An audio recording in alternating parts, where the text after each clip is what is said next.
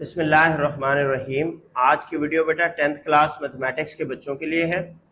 Exercise number 2.6 quadratic equations के chapter से question number 1 से लेकर क्वेश्चन नंबर 10 तक कंप्लीट डिस्कस किया जाएगा।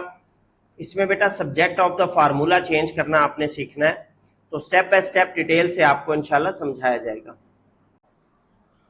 एक्सरसाइज नंबर 2.6 क्वेश्चन नंबर 1 है बेटा, वो आपको कहता है make F the subject of formula c is equal to 5/9 f minus 32। अब आपने क्या करना है बेटा, f को एक साइड पे बचाना है ताकि वो सब्जेक्ट ऑफ फार्मूला बन जाए, डिपेंडेंट वेरिएबल बन जाए। तमाम फंक्शन को f की फॉर्म में लिखना है। यहाँ पर 9 क्या हो रहा है बेटे, डिवाइड हो रहा है। ये जब लेफ्ट साइड पे शिफ्ट हुआ तो c के साथ जाके मल्टीप्लाई हो गया, इधर रह गया 5 इंटू एफ माइनस 32।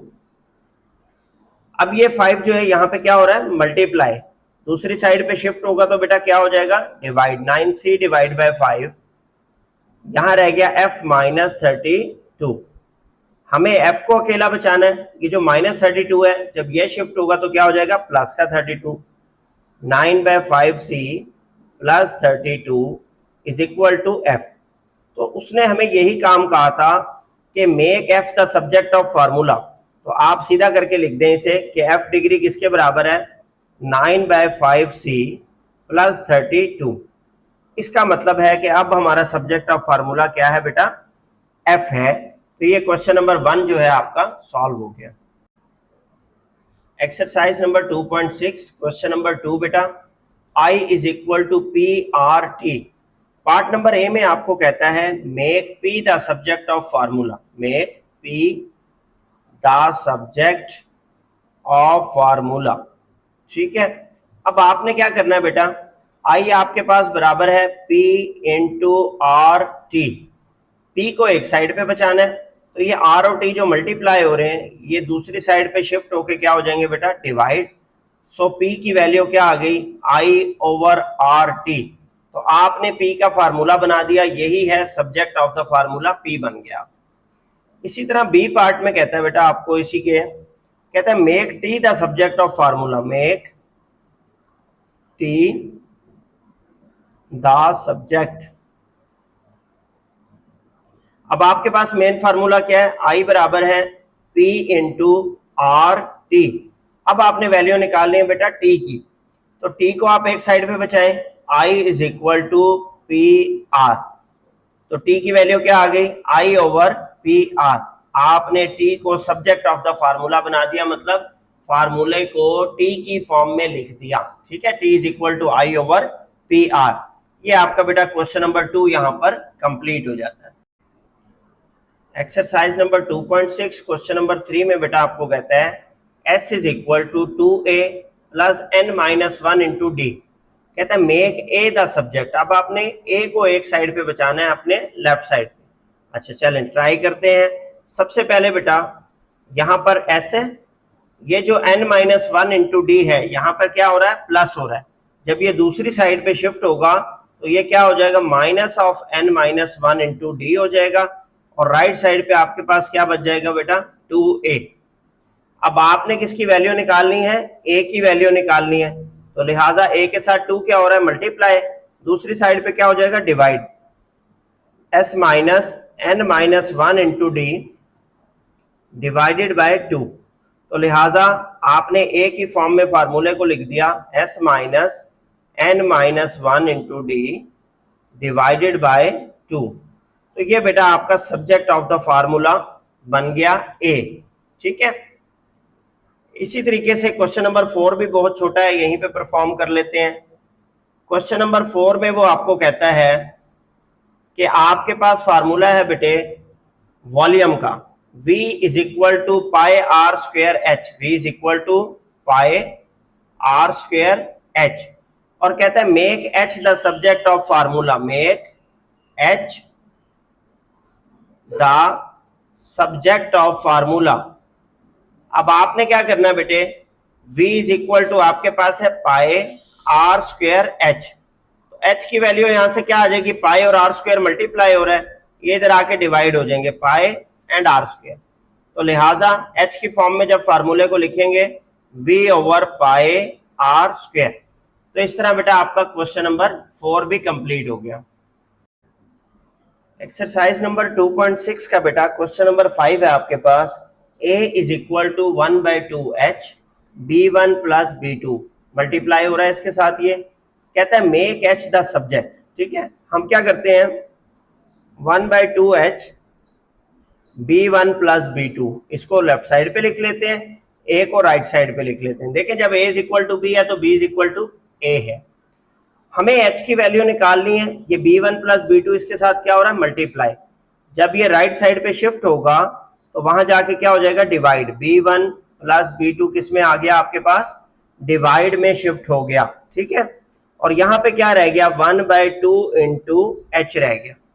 अब आपको चूंकि h बनाना है सब्जेक्ट ऑफ द फार्मूला, तो h के साथ ये 2 क्या हो रहा है डिवाइड, 2 जब उधर से आके मल्टीप्लाई हुआ तो ये बन गया 2 into A divided by b1 plus b2। तो ये आपका h subject of the formula बन गया। एक बात आप यहाँ पे जहन नशीन कर लें कि जो भी आपका सब्जेक्ट ऑफ फार्मूला वो बनाने को कहे हमेशा वो लिखना आपने लेफ्ट साइड पे है, तभी वो सब्जेक्ट ऑफ फार्मूला कहलाएगा। राइट साइड पे आपने उसे नहीं लिखना।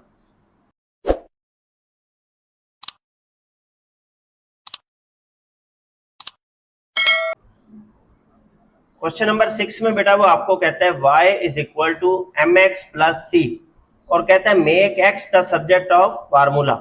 अब आपने क्या करना है, जिस साइड पे x आ रहा है ना उसको पहले एक साइड पे लिख लें, M X plus C is equal to Y कर लिया आपने। ठीक है, ओके हो गया।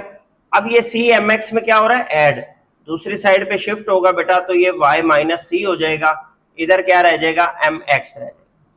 अब आपने वैल्यू किसकी निकालनी है x की, x को सब्जेक्ट ऑफ द फार्मूला बनाना है, तो m जो मल्टीप्लाई हो रहा है वो m उधर जाके क्या हो जाएगा डिवाइड, तो x आपके पास रह जाएगा y minus C divided by m। लिहाजा आपने फार्मूले को सब्जेक्ट ऑफ फार्मूला चेंज कर दिया, x बना दिया। क्वेश्चन नंबर 7 में कहता है बेटा पैरामीटर p की वैल्यू है 2 इंटू लेंथ प्लस विड्थ और कहता है make l the subject of formula.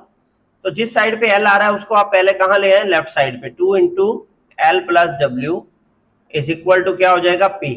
अब आपने चूंकि बेटा L की फॉर्म में फार्मूला लिखना है, ये 2 क्या हो रहा है मल्टीप्लाई, तो पहले तो ये 2 वहां पर शिफ्ट होके क्या हो जाएगा डिवाइड, P/2 हो गया, यहां रह गया L प्लस डब्ल्यू। चूंकि आपने L की फॉर्म में लिखना है तो ये हो गया बेटा L is equal to P/2 minus W, जो डब्ल्यू यहाँ प्लस हो रहा था विड्थ और वहां जाके क्या हो जाएगी बेटा माइनस हो जाएगी। और अगर आप एलसीएम लेके एक सिंगल फॉर्म में लिखना चाहें तो 2 एलसीएम आ रहा है यहाँ पर, 2 1 2 तो p तो वैसे ही रहेगा माइनस 2, यहाँ जाके w के साथ क्या हो जाएगा multiply, p minus 2 w over 2। इस फॉर्म में भी आप इसको लिख सकते हैं। तो अब आपका l subject of the formula बन गया। क्वेश्चन नंबर 8 में आपके पास है बेटा Y square is equal to 4ax। आपको कहता है make x the subject of formula. तो बहुत सिंपल है बेटा, 4ax चूंकि x इधर आ रहा है तो पहले उसे लेफ्ट साइड पे लिख लें। अब x की वैल्यू निकालनी है, 4a क्या हो रहा है साथ मल्टीप्लाई, तो इधर जाके वो क्या हो जाएगा डिवाइड हो जाएगा। x की वैल्यू आ गई आपकी वाई स्क्वायर ओवर 4a, तो लिहाजा आपने x को सब्जेक्ट ऑफ द फार्मूला की फॉर्म में लिख दिया। इसी तरह बेटा क्वेश्चन नंबर 9 को इधर ही सॉल्व करते हैं। क्वेश्चन नंबर 9 दिया हुआ है आपको P is equal to S minus C. ठीक है, S आपकी सेलिंग प्राइस है, C आपकी कॉस्ट प्राइस है। आपको कहता है make S the subject of formula, make S the subject. आपने क्या करना है बेटा सिंपल, S माइनस सी को क्या लिख लें P, साइड बदल दी आपने, जिस साइड पे S आ रहा था लेफ्ट साइड ले आए, S is equal to P plus C, बस। तो ये आपका S क्या बन गया सब्जेक्ट ऑफ द फार्मूला बन गया। सिंपल आपने फार्मूले को S की फॉर्म में लिखना है।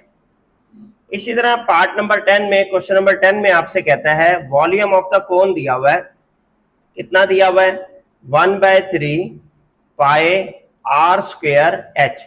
कहता है make H the subject of formula, make H the subject. आपने H को सब्जेक्ट ऑफ द फार्मूला बनाना है। ठीक है, अब जिस साइड पे H है उसको पहले कहां लिख लें आप, लेफ्ट साइड पे लिख लें। राइट साइड पे v लिख लिया। इस h को सिर्फ यहाँ बचाना है। ये 3 यहाँ क्या हो रहा है बेटा, डिवाइड, ये राइट साइड पे शिफ्ट होगा तो 3v बन जाएगा, यहाँ रह गया पाई r स्क्वायर और h। अब आपने चूंकि h की वैल्यू निकालनी है, 3v divided by pi r square, ये आपका h बन गया सब्जेक्ट ऑफ द फार्मूला। इस तरह बेटा क्वेश्चन एक्सरसाइज नंबर 2.6 जो है उसके 10 क्वेश्चन थे, तमाम कंप्लीट हो गए। अगर आपका इस एक्सरसाइज से कोई क्वेश्चन हो, कोई क्यूरी हो, कोई कंफ्यूजन हो, कोई चीज समझ ना आए तो आप कमेंट सेक्शन में पूछ लें, इंशाल्लाह वहां पे क्लैरिफाई कर लें।